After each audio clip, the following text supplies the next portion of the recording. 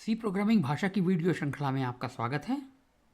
इस वीडियो में हम संरचनाओं के दूसरे प्रकार अर्थात यूनियन का अध्ययन करेंगे।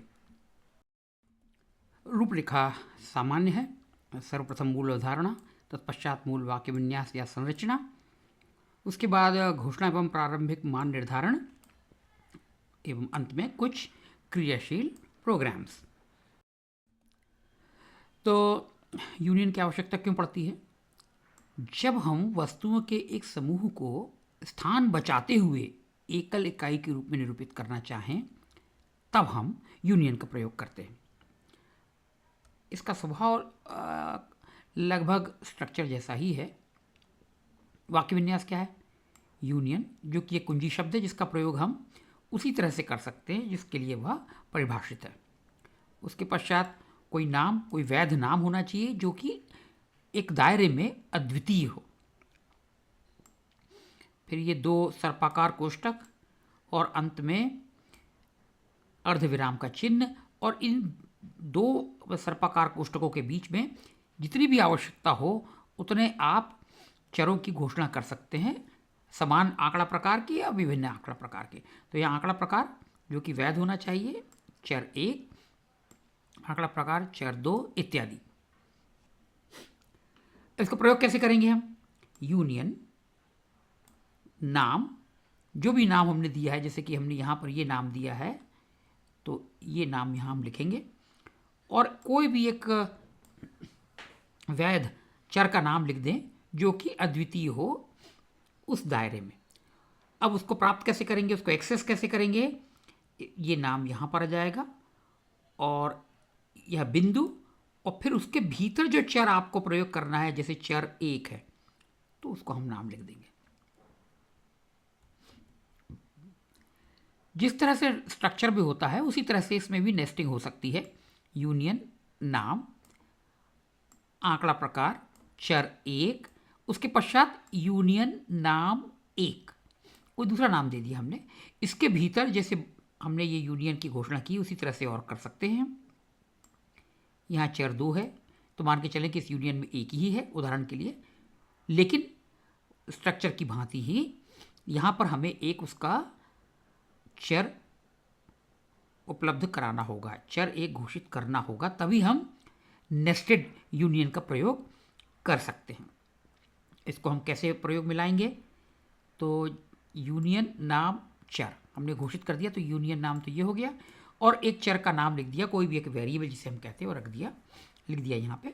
अब इसके भीतर का जो सदस्य हमें प्राप्त करना है तो चर बिंदु फिर चर 1, तो ये लिखने से क्या होगा, हम इसको प्राप्त कर रहे हैं। यहाँ तक हम पहुँच गए। अब चर बिंदु चर 3, तो यहाँ से हम कहाँ पहुँचे? यहाँ से हम यहाँ पहुँचे, लेकिन बिंदु, तो ये चर 3 बिंदु, तो इसके भीतर जो है चर 2 नाम का वो हमें यहाँ ले आएगा। इस तरह से हमें जितने भी यूनियन की आवश्यकता है, नेस्टेड यूनियन की आवश्यकता है, एक के भीतर एक, एक के भीतर एक, एक के भीतर एक, ऐसी कोई सीमा नहीं है।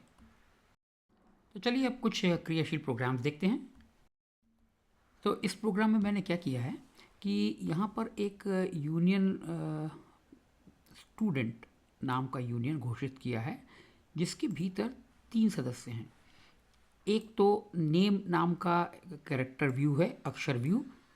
दूसरा है हाइट नाम का पूर्ण संख्या प्रकार का आंकड़ा प्रकार चर है, और ये CGPA चर है, चर बिंदु प्रकार का, यानी फ्लोटिंग पॉइंट प्रकार का है। तो यह 3 हो गए।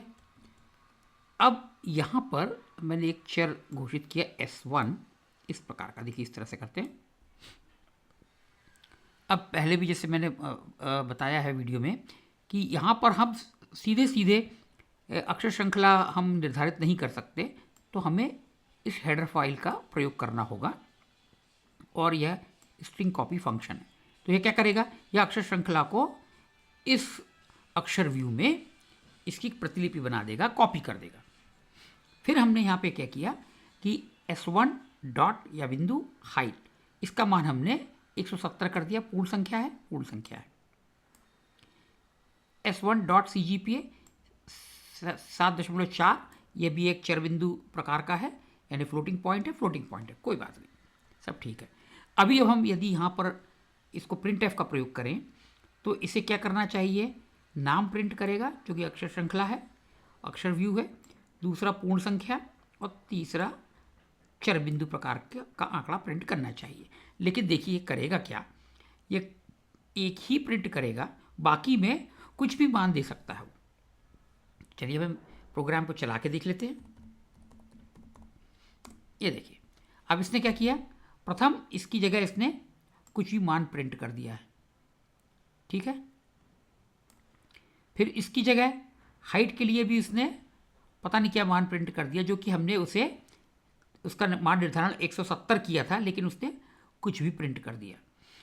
अब तीसरा मान इसने जो सबसे आखिरी में हमने निर्धारित किया था वह उसने सही किया है। और जैसे मैं पुनरावृत्ति कर रहा हूँ इसकी, कि जैसे हम जानते हैं कि स्वयमेव व्यवस्था में किसी भी चर बिंदु प्रकार के आंकड़ा का मान सी संकलक क्या करता है, दशमलव के पश्चात 6 बिंदुओं तक, 6 अंकों तक प्रिंट करता है, तो इसलिए उसने उस तरह से प्रिंट कर दिया।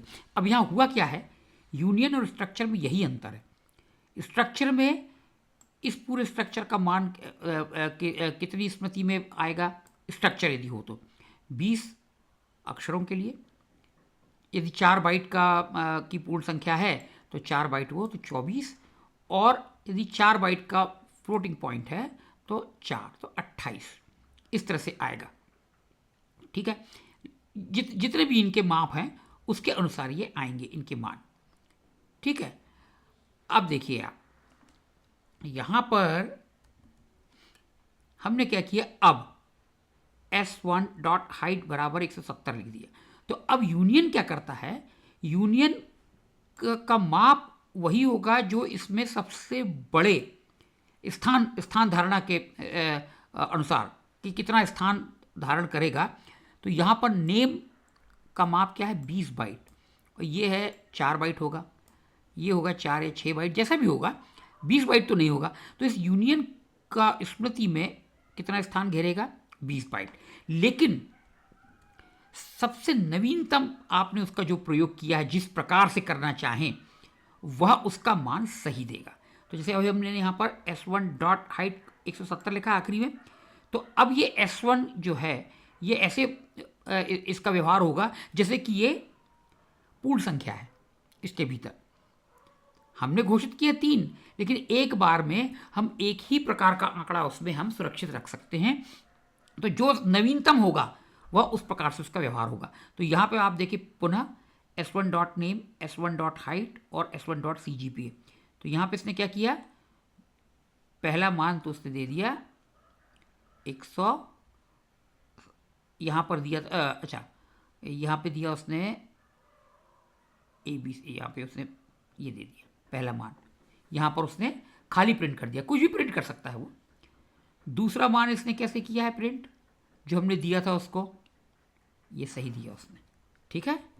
फिर से देख लीजिए कि पहला मान तो उसने यहाँ पे खाली छोड़ दिया, दूसरा मान जो हमने यहाँ पे दिया था उसको उसने सही प्रिंट किया, और तीसरे में उसने कुछ भी प्रिंट कर दिया, शून्य ले लिया, कुछ भी प्रिंट कर सकता है वो, ठीक है। तो यदि आपको उसके आंतरिक क्रियाशील कैसे होता है, आंतरिक रूप से कार्य कैसे करता है, यदि आपको पता है तो हम एक अंदाज लगा सकते हैं कि इसमें क्या प्रिंट होगा, लेकिन हम उसमें विश्वास नहीं कर सकते, भरोसा नहीं कर सकते, उस पर निर्भर नहीं कर सकते।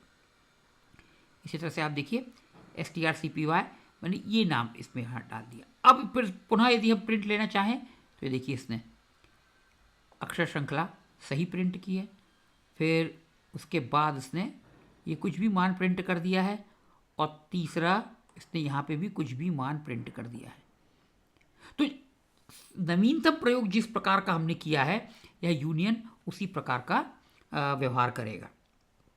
अब देखिए यहाँ पर मैंने क्या किया, साइज ऑफ एक ऑपरेटर होता है जिससे हम पता कर सकते हैं कि इसका माप क्या है, ठीक है। यहाँ पे मैं % u भी लिख सकता था, ठीक है, सॉरी माफ करें %d भी लिख सकता था, उससे एक क्या चेतावनी उत्पन्न होती है, तो मैंने %lu कर दिया, क्योंकि इसकी आवश्यकता किस प्रकार की है, यह एक लॉन्ग अनसाइंड इंटीजर रिटर्न करता है, इसलिए यहाँ पर परसेंट डी भी काम करे जैसे मैंने लिखा है। अच्छा, इसमें यूनियन में नेस्टिंग जितनी चाहे कर सकते हो जैसे स्ट्रक्चर में होता है।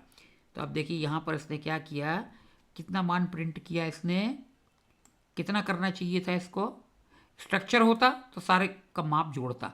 यहाँ पर सबसे बड़ा आंकड़ा प्रकार क्या है, अक्षर व्यू, और उसका माप क्या है 20, तो इसने 20 बाइट प्रिंट कर दिया। तो यह स्मृति में आरक्षित करेगा 20 बाइट, लेकिन उसका प्रयोग, नवीनतम प्रयोग हमने जैसे किया वो उसकी तरह उसका व्यवहार होगा। अगले वीडियो में हम अध्ययन करेंगे स्थानीय एवं वैश्विक चरों का, अर्थात लोकल एंड ग्लोबल वेरिएबल्स। इस वीडियो में बस इतना ही। धन्यवाद।